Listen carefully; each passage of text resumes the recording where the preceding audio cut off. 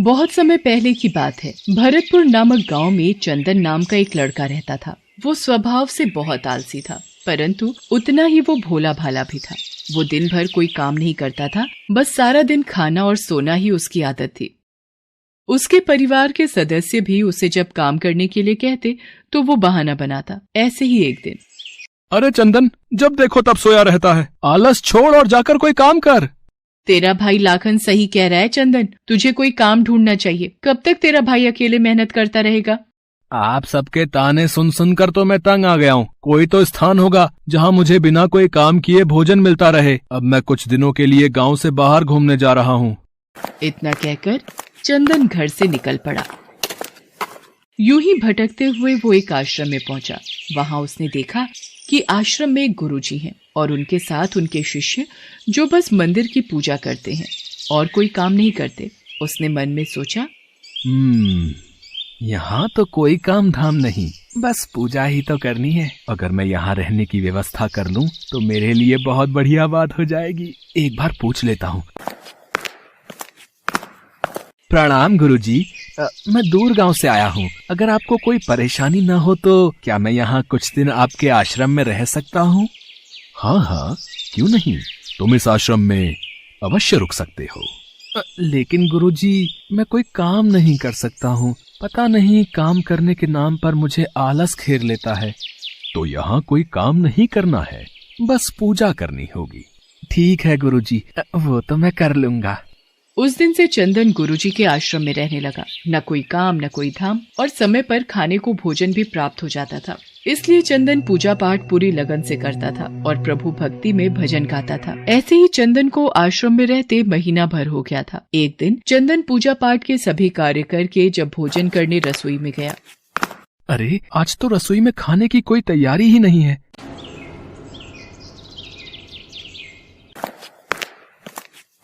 गुरुजी, आज खाना नहीं बनेगा क्या? चंदन, आज एकादशी है। आज आश्रम में सबका उपवास है और आज तुम भी उपवास रखो। आज भोजन नहीं बनेगा। नहीं गुरुजी, अगर मैंने उपवास कर लिया तो कल का दिन नहीं देख पाऊंगा। मैंने कभी भी उपवास नहीं रखा और मैं उपवास नहीं रख सकता। मैं तो बिल्कुल भूखा नहीं रह सकता। मुझे तो बहुत भूख लगती है।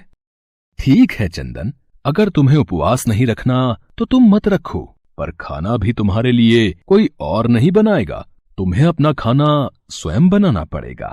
चंदन तो स्वभाव से निरा आलसी था। उसे तो बस बैठकर खाने की आदत थी, पर भूख भी तो शांत करनी थी। मरता क्या न करता। गया रसोई में। लकड़ी, आटा, तेल, घी, सब्जी लेकर चंदन अभी खाना बनाने बैठा ही था, तभी गुरुजी आ गए। चंदन, तुम आज नदी के उस पार जाकर रसोई बना लो, और जब तुम भोजन बना लोगे तो राम जी को भोग जरूर लगा लेना। ठीक है गुरुजी, मैं भोजन तैयार करके भोग लगा दूंगा। अब मैं चलता हूँ। चंदन ने नदी पार पहुंचकर पहली बार जैसे तैसे खाना बनाया। ये भोजन बनाना तो कितना मुश्किल कार्य है। चलो जैसे तैसे बन ही गया, अब जल्दी से खा लेता हूँ। बहुत जोरों की भूख लगी है। पर याद आया, गुरुजी ने कहा था कि भोजन करने से पहले राम जी को भोग लगाना है। आओ मेरे राम जी, भोग लगाओ जी। प्रभु राम आइए, श्री राम आइए, मेरे भोजन का भोग लगाइए। अरे मेरा भजन भी समाप्त हो गया। भोजन ठंडा हो रहा है, पर भगवान तो आए नहीं। जब कोई नहीं आया तो चंदन बेचैन हो गया कि यहाँ तो भूख लग रही है और राम जी आ ही नहीं रहे। भोला मानस जानता नहीं था कि प्रभु साक्षात तो आएंगे नहीं, पर गुरुजी की बात मानना जरूरी है। पर चंदन भी अपनी बात पर डटा रहा।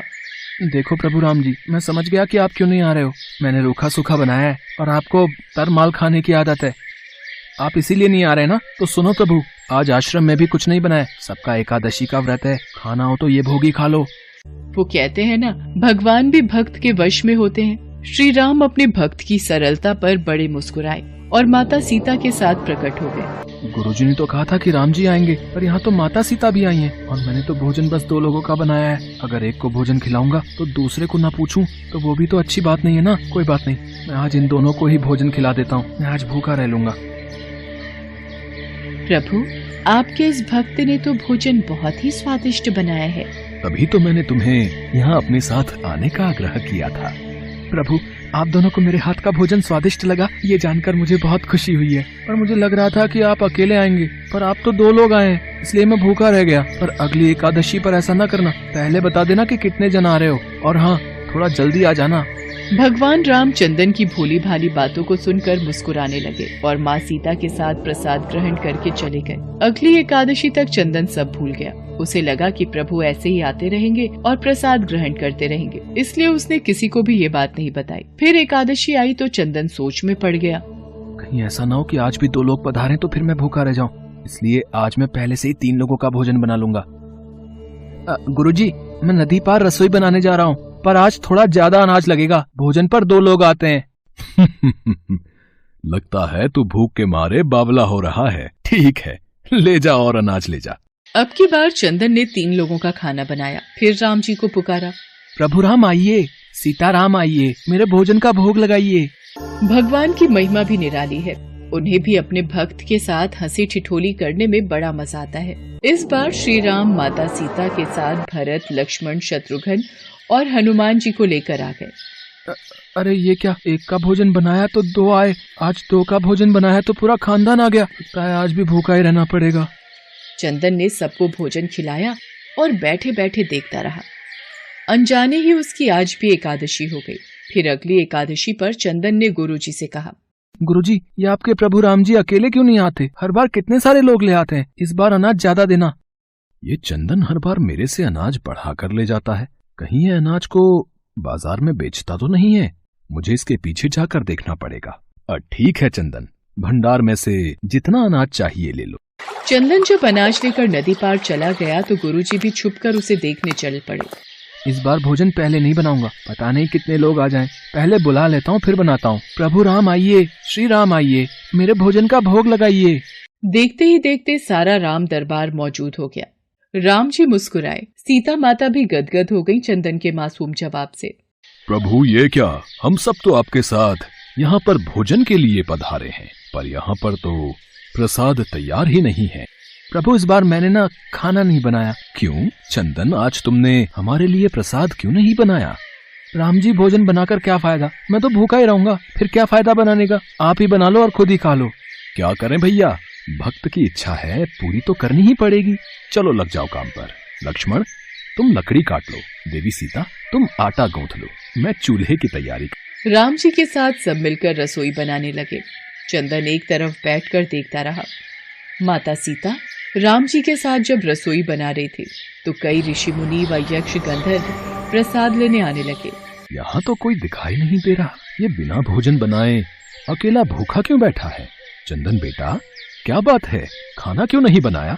गुरुजी आप, अच्छा किया गुरुजी आप आ गए, देखिए कितने लोग आते हैं प्रभु के साथ। मुझे तो यहाँ पर कुछ नहीं दिख रहा सिवाय तुम्हारे और अनाज के। एक तो इतनी मेहनत करवाते हैं प्रभु, भूखा भी रखते हैं, और ऊपर से गुरुजी को दिख भी नहीं रहे, ये और बड़ी मुसीबत है। राम जी, आप गुरुजी को दिख क्यों नहीं रहे? चंदन, मैं उन्हें नहीं दिख सकता। क्यों? गुरुजी तो बड़े पंडित हैं, ज्ञानी है, विद्वान है, उन्हें तो बहुत कुछ आता है, उनको क्यों नहीं दिखते आप? माना कि उनको सब आता है, पर वे सरल नहीं हैं तुम्हारी तरह, इसलिए उनको नहीं दिख सकता। गुरुजी, प्रभु कह रहे हैं कि आप सरल नहीं है, इसलिए आपको नहीं दिखेंगे। वाकई मैंने सब कुछ पाया, पर तुम्हारी तरह सरलता नहीं पा सका, और प्रभु तुम मन की सरलता से ही मिलते हैं। पर हे प्रभु श्री राम, मेरी आपसे विनती है कि मुझे अपने दर्शनों से कृतार्थ करें। प्रभु श्री राम प्रकट हो गए और गुरुजी को भी दर्शन दिए। इस तरह एक भक्त के कहने पर प्रभु ने रसोई बनाई। गुरुजी समझ चुके थे कि चंदन मन का बहुत ही भोला भाला है और भगवान तो अपने भक्तों के सच्चे प्रेम को लालायित रहते हैं। चंदन को भगवान के साक्षात दर्शन की बात सुनकर उसकी माता और भाई भी बहुत गर्वित होते हैं। चंदन अब घर लौट आया था। वो अपनी माँ और भाई के कामों में भी हाथ बटाने लगा था। उसे विश्वास था कि वो जो भी भोजन बनाएगा प्रभु श्री राम उसे जरूर खाने आएंगे।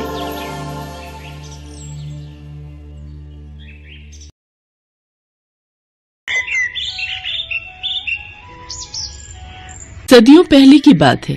एक बार समस्त श्रेष्ठगण और विद्वान पंडित ऋषि मुनि के लिए एक सभा आयोजित होती है, जिसमें महर्षि वशिष्ठ, महर्षि विश्वामित्र और नारद जैसे महान विद्वान शामिल होते हैं।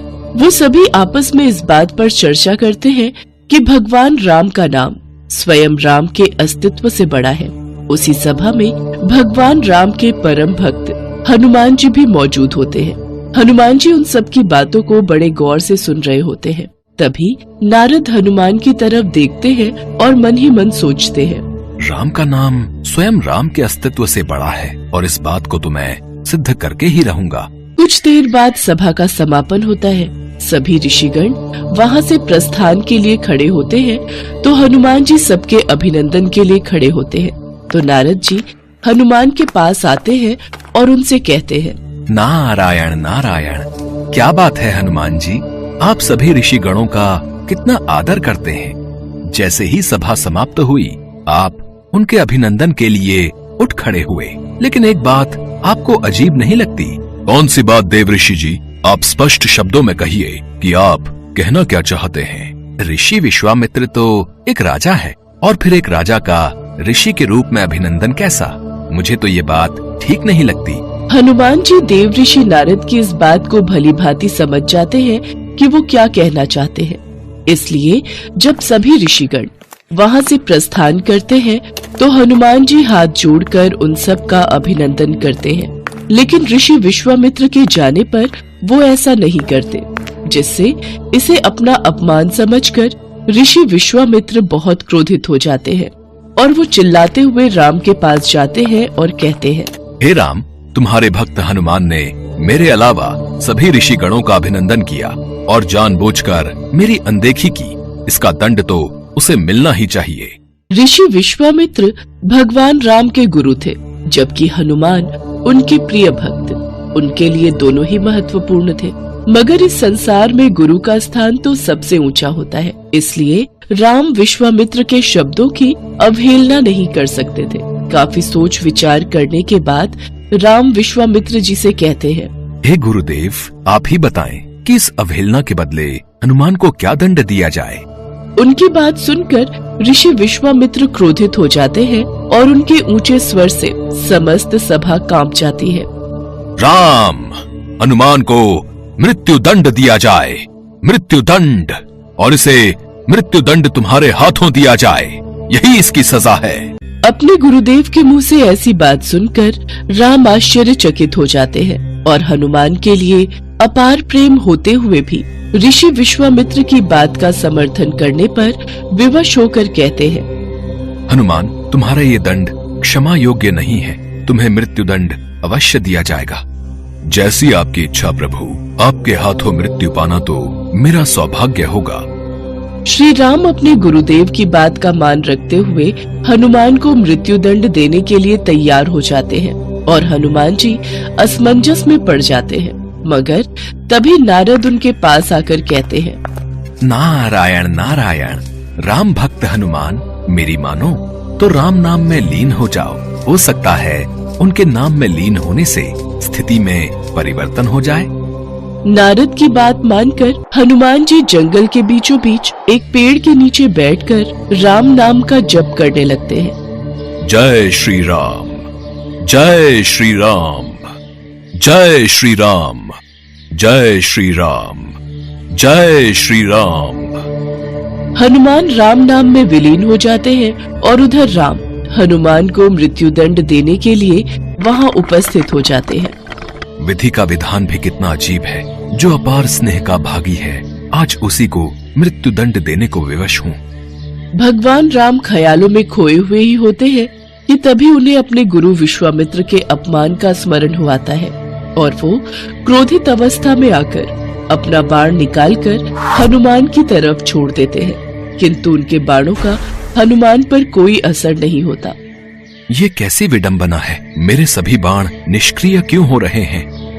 हनुमान आंखें बंद करके लगातार राम नाम का जप किए जा रहे थे। राम अपनी हर बलशाली शक्तियों का प्रयोग करके थक जाते हैं, किंतु वो हनुमान का बाल भी बांका नहीं कर पाते। राम आश्चर्यचकित होकर कहते हैं, कुछ भी हो हनुमान, लेकिन तुम्हें मृत्यु दंड तो मैं देकर ही रहूंगा। अपने गुरुदेव को दिए वचन का पालन मुझे करना ही होगा। इतना कहते ही राम अपना ब्रह्मास्त्र निकालते हैं और उसका प्रयोग करने लगते हैं। वो जैसे ही ब्रह्मास्त्र का प्रयोग करते हैं तो तीनों लोकों में हाहाकार मच जाता है। जमीन से ज्वालामुखी फूट पड़ती है, सागर में ऊंची ऊंची लहरें उठ खड़ी होती है, पर्वत ढह कर गिरने लगते हैं, जंगल में आग लग जाती है। जीव जंतु प्राणी सभी अपनी जान बचाने के लिए संघर्ष करने लगते हैं, किंतु राम नाम में लीन हनुमान अभी भी राम नाम के जप में लीन रहते हैं। उन पर ब्रह्मास्त्र भी बेअसर रहता है। राम नाम का जप हनुमान के लिए सुरक्षा कवच का काम करता है। इतनी प्रलय और राम नाम की शक्ति देख नारद ऋषि विश्वामित्र के पास जाते हैं और उन्हें सारी सच्चाई बता देते हैं। फिर ऋषि विश्वामित्र राम को अपने वचन से मुक्त कर देते हैं। नारद ये सिद्ध करने में सफल हो जाते हैं कि राम नाम की शक्ति स्वयं राम के अस्तित्व से कई गुना अधिक शक्तिशाली है।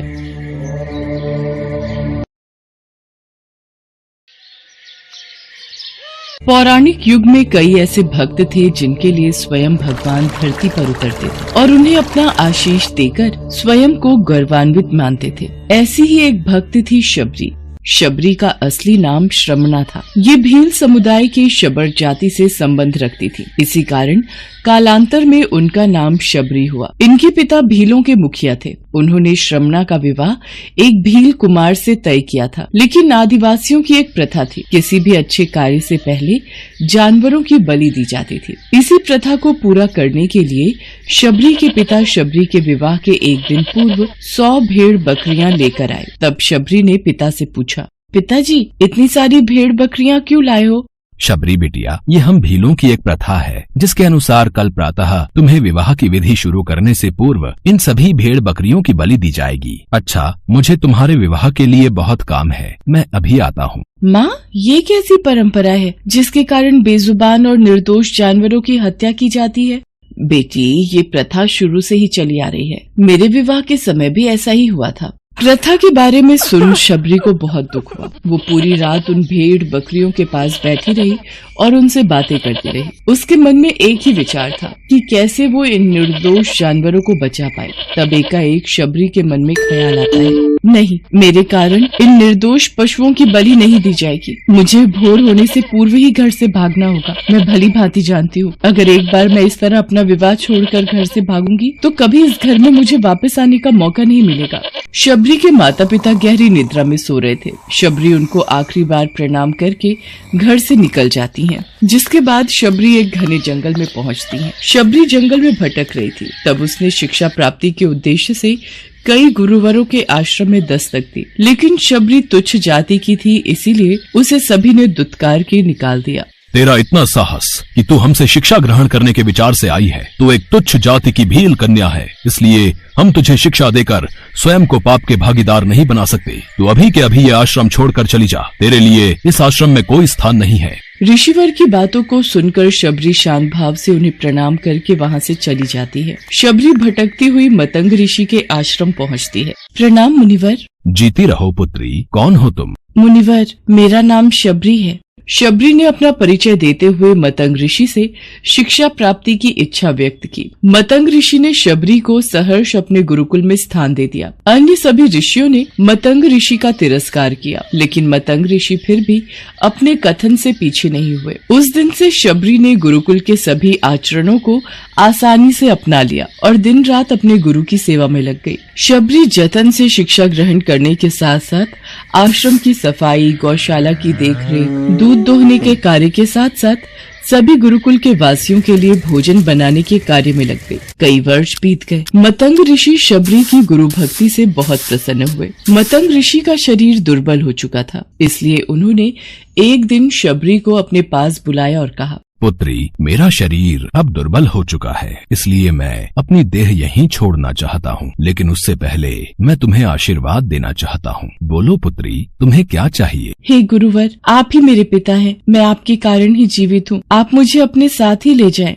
नहीं पुत्री, तुम्हें मेरे बाद मेरे इस आश्रम का ध्यान रखना है। तुम जैसी गुरु परायण शिष्या को उसके कर्मों का उचित फल मिलेगा। एक दिन भगवान राम तुमसे यहाँ मिलने आएंगे और उस दिन तुम्हारा उद्धार होगा और तुम्हें मोक्ष की प्राप्ति होगी। इतना कहकर मतंग ऋषि अपनी देह त्याग कर समाधि ले लेते हैं। उसी दिन से शबरी हर रोज प्रातः उठकर बाग जाती, ढेर सारे फल इकट्ठा करती, सुंदर सुंदर फूलों से अपना आश्रम सजाती। शबरी को भगवान राम के आने का कोई निश्चित दिन नहीं पता था। उसे केवल अपने गुरुवर की बात पर यकीन था, इसलिए वो रोज राम के इंतजार में समय बिता रही थी। वो रोजाना यही कार्य करती थी। एक दिन शबरी आश्रम के पास के तालाब में जल लेने गई। वहीं पास में एक ऋषि तपस्या में लीन थे। जब उन्होंने शबरी को जल लेते देखा तो उसे अछूत कहकर उस पर एक पत्थर फेंक कर मारा और उसकी चोट से बहते रक्त की एक बूंद से तालाब का सारा पानी रक्त में बदल गया। तुझ अछूत के रक्त से इस तालाब का जल अपवित्र हो गया। तूने पाप किया है, तू पापिन है। मेरे क्रोध से बचना है तो उसी क्षण यहाँ से चली जा।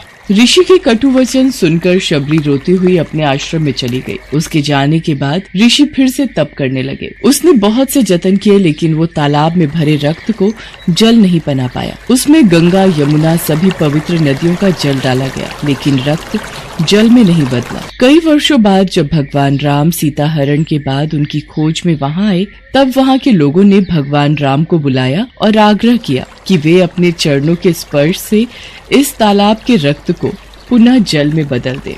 राम, आप अपने चरण स्पर्श से इस तालाब के रक्त को पुनः जल में बदलने की कृपा करें। यदि मेरे इस कार्य से आप सबका भला होता है तो मैं ऐसा ही करूँगा ऋषिवर। राम उनकी बात सुनकर तालाब के रक्त को चरणों से स्पर्श करते हैं लेकिन कुछ नहीं होता। ऋषि उन्हें जो करने को बोलते हैं, राम वे सभी मंत्रोच्चारण करते हैं लेकिन रक्त जल में नहीं बदलता। तब राम ऋषि से पूछते हैं, हे ऋषिवर, मुझे इस तालाब का इतिहास बताएं। यहाँ ऐसा क्या घटित हुआ जिस कारण इस तालाब का जल रक्त में बदल गया? राम जी की बात सुनकर ऋषि उन्हें शबरी और तालाब की पूरी कथा बताते हैं और कहते हैं, हे प्रभु राम, ये जल उसी तुच्छ जाति की शबरी के कारण अपवित्र हुआ है। हे ऋषिवर, ये रक्त उस देवी शबरी का नहीं, मेरे हृदय का है, जिसे आपने अपने अपशब्दों से घायल किया था। मुझे देवी शबरी से मिलना है। उन्हें हमारे आने का संदेशा भिजवा दीजिए। तब शबरी को बुलावा भेजा जाता है। शबरी राम के आने की प्रतीक्षा में अपनी कुटिया को सजा रही थी। राम का नाम सुनते ही शबरी दौड़ी चली आती है। क्या मेरे राम आए हैं? शबरी के राम आ गए, मेरे प्रभु राम आ गए। मतंग ऋषि का कथन सत्य हुआ, मेरे राम आ गए। शबरी का उद्धार करने मेरे राम आ गए। जिनको देखने के लिए ये आंखें तरस रही थी, वो प्रभु श्री राम आ गए। शबरी मेरे प्रभु राम कहती हुई जब तालाब के पास पहुंचती है, तब शबरी के पैरों की धूल तालाब में चली जाती है और तालाब का सारा रक्त जल में बदल जाता है। तब भगवान राम कहते हैं, देखिए ऋषिवर, आपके कहने पर मैंने सब किया, लेकिन ये रक्त भक्त शबरी के पैरों की धूल से जल में बदल गया। राम की बातों को सुनकर ऋषिवर को अपने कथन पर बहुत ग्लानि होती है। शबरी जैसे ही भगवान राम को देखती है, उनके चरणों को पकड़ लेती हैं और अपने साथ आश्रम लाती हैं। उस दिन भी शबरी रोज की तरह सुबह से अपना आश्रम फूलों से सजाती हैं और बाग से चक कर सबसे मीठे बेर अपने प्रभु राम के लिए चुनती हैं। वो पूरे उत्साह के साथ अपने प्रभु राम का स्वागत करती हैं और बड़े प्रेम से उन्हें अपने जूठे बेर परोसती हैं। ये मीठे बेर आपके लिए बाग से लाई थी, आप ये ग्रहण कीजिए, मैं आपके लिए जल लाती हूँ। भगवान राम प्रेम से बेर खाने के लिए उठाते हैं, तब लक्ष्मण उन्हें रोक देते हैं। भैया, ये बेर जूठे हैं, इन्होंने ये सभी बेर चक्कर आपको दिए हैं। ये बेर जूठे नहीं लक्ष्मण, सबसे मीठे हैं, क्योंकि इनमें माँ शबरी का प्रेम है। इतना कहकर भगवान राम प्यार से बेर को खाने लगे। भगवान ने जाते हुए शबरी माई से कहा, माँ, आप मुझसे जो चाहे वो मांग सकती हैं। प्रभु, मतंग ऋषि के कहने पर मैं आज तक सिर्फ आपके दर्शन करने के लिए जी रही थी। अब आप मुझे मोक्ष प्रदान कीजिए। मैं अपना शरीर आपके चरणों में त्यागना चाहती हूँ। और उसी क्षण शबरी ने अपना शरीर त्याग दिया। भगवान राम ने अपने हाथों से उनका अंतिम संस्कार किया और सीता माँ की खोज में आगे बढ़ गए। इस तरह से ऋषि मतंग की बात सच साबित हुई और शबरी को भगवान राम के दर्शन भी हुए। तभी से भगवान राम को शबरी के राम भी कहा जाने लगा।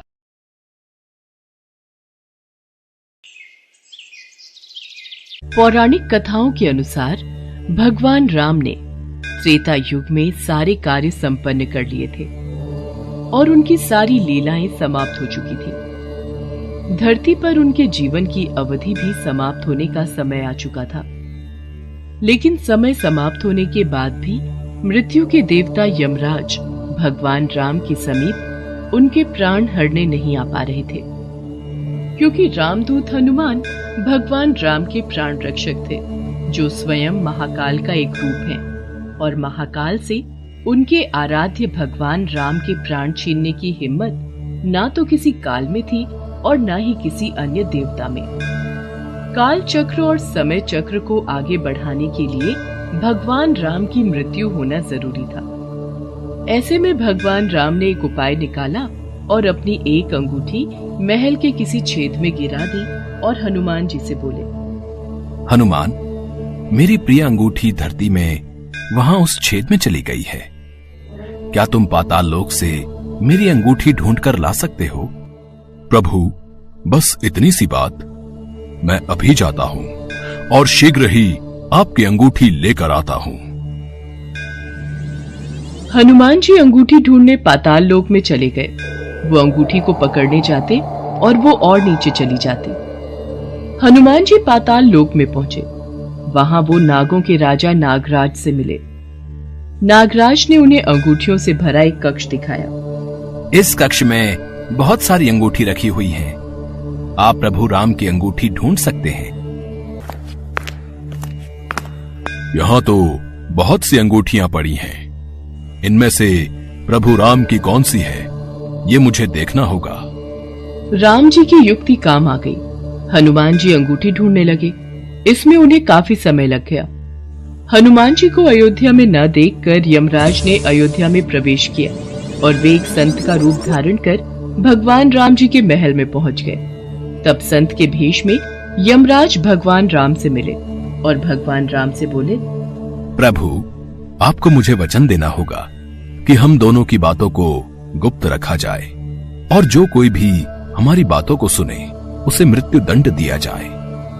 आप निश्चिंत रहिए, मैं इसी क्षण सभी द्वारपालों को बाहर भेज देता हूँ। राम जी ने लक्ष्मण को बुलाया और उनसे कहा, लक्ष्मण, ये मुनिवर मेरे साथ कुछ गंभीर वार्तालाप करना चाहते हैं। तब तक तुम द्वार पर ही पहरा देना और कोई भी अंदर ना आने पाए, इस बात का ख्याल रखना, वरना तुम मृत्यु दंड को प्राप्त हो जाओगे। जो आज्ञा भैया, मैं आपके आदेश का पालन करूंगा। लक्ष्मण के जाने के बाद उस संत ने भगवान राम को अपना असली रूप दिखाया और बोले, हे प्रभु, मैं आप ही का सेवक हूं और आपने ही मुझे ये कर्म दिया है कि इस संसार से समस्त जीव जंतु एवं प्राणियों का प्राण हरना, और ये मेरा धर्म भी है। मैं भगवान शिव और ब्रह्मा की आज्ञा से आपसे ये कहने आया हूं कि आपने जो अपना समय इस पृथ्वी लोक पर निश्चित किया था, वो समय पूर्ण हो चुका है और अब आपको अपने धाम लौट जाना चाहिए। इससे सभी देवी देवताओं में आपको विष्णु स्वरूप में देखकर उत्साह की लहर दौड़ जाएगी। इस पर भी हे प्रभु, आपको कुछ और समय इस पृथ्वी लोक पर बिताना है तो आप रह सकते हैं। भगवान राम तो अंतर्यामी है। वो यमराज की बातों को सुनकर मंद मंद मुस्कुरा रहे थे। भगवान राम और यमराज के बीच वार्तालाप चल ही रही थी कि इतने समय में भगवान राम के महल में दुर्वासा ऋषि आ पहुंचे। प्रणाम गुरुवर, कहिए मैं आपकी क्या सेवा कर सकता हूँ? हमें भगवान राम से मिलना है, अभी तुरंत। गुरुवर महाराज, भैया राम अभी किसी से नहीं मिल सकते। उन्होंने किसी को भी कक्ष में न आने का आदेश दिया है। मैं उनके समक्ष नहीं जा सकता। लक्ष्मण की बातों को सुनकर दुर्वासा ऋषि को क्रोध आ गया और वो श्राप देने लगे। मेरा इतना घोर अपमान!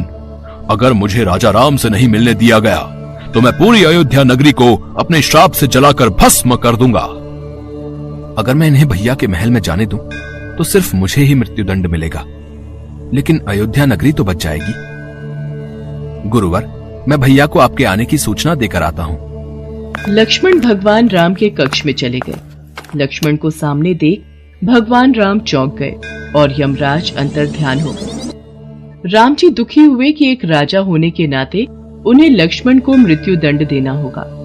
राम जी ने अपने कुलगुरु से इस विषय में वार्तालाप किया।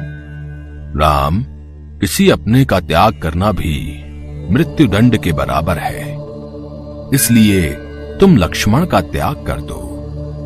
लक्ष्मण ने गुरुदेव और राम जी के बीच हुआ वार्तालाप सुन लिया और वे श्री राम से बोले, भैया आप मेरा त्याग मत करना, मैं ये सहन नहीं कर पाऊंगा। आपके वचन का पालन करते हुए मैं स्वयं ही अपने शरीर का त्याग कर दूंगा। लक्ष्मण ने अपने भ्राता श्री राम का वचन निभाने के लिए अयोध्या की सरयू नदी में समाधि लेकर शेषनाग का रूप ले लिया और फिर भगवान विष्णु के निवास स्थान क्षीर सागर में जाकर उत्पन्न हो गए। उसके बाद भगवान राम भी लक्ष्मण के वियोग में थे। उन्होंने भी सरयू नदी में जाकर जल समाधि ले ली और अपने परम धाम को चले गए। उसके पश्चात हनुमान जी जब अंगूठी लेकर वापस लौटे तो प्रभु राम को महल में ना पाकर हनुमान जी बहुत दुखी हुए। प्रभु, आपने जानबूझकर मुझे पाताल लोक में भेजा था ताकि मैं आपको रोक ना सकूं। प्रभु, आपकी आज्ञा पाकर मैं धरती पर ही रहूंगा और जहां कहीं भी आपके नाम का भजन और कीर्तन होगा वहां मेरी कृपा हमेशा बनी रहेगी। हनुमान जी को भगवान राम जी से अमरता का वरदान प्राप्त है। इसीलिए कहते हैं कि आज भी जहां कहीं पर भी भगवान राम के नाम का भजन कीर्तन होता है वहां हनुमान जी अवश्य आते हैं और भक्तों को अपना आशीर्वाद देते हैं।